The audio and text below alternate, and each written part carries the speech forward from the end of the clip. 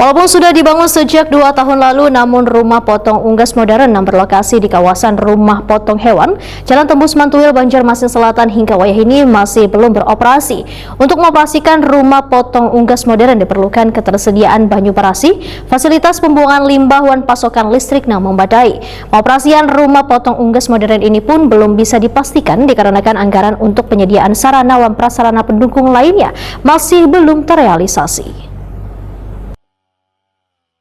Walaupun sudah dibangun sejak 2 tahun lalu, namun rumah potong unggas modern yang berlokasi di kawasan rumah potong hewan Jalan Tembus Mantuil, Banjarmasin Selatan hingga kini masih belum beroperasi. Kepala UPTD Rumah Potong Hewan Banjarmasin, Dr. Hewan Anang Dwi Jatmiko, Wahitakwan di Prima TV, tengah hari Senin 19 Mei 2025 memedahkan untuk mengoperasikan rumah potong unggas modern diperlukan ketersediaan banyu barasi, fasilitas pembuangan limbah, dan pasokan listrik yang memadai. Anang Dwi Jatmiko menyatakan belum dapat memastikan waktu pengoperasian rumah potong unggas modern dikarenakan anggaran untuk penyediaan sarana dan prasarana pendukung lainnya masih belum terrealisasi. Untuk rumah potong unggas kita nih, adakah progres tahun ini?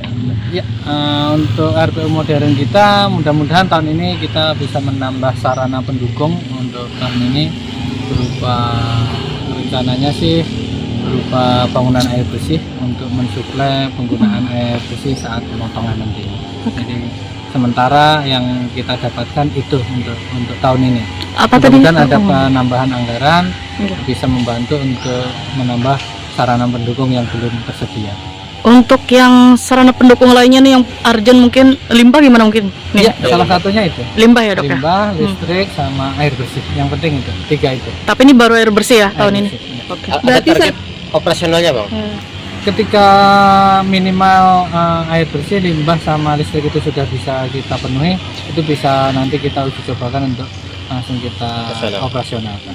Untuk pemeliharaan dilakukan terus ya dok ya? Pemeliharaan kemarin kita uji coba dan masih berlangsung bagus.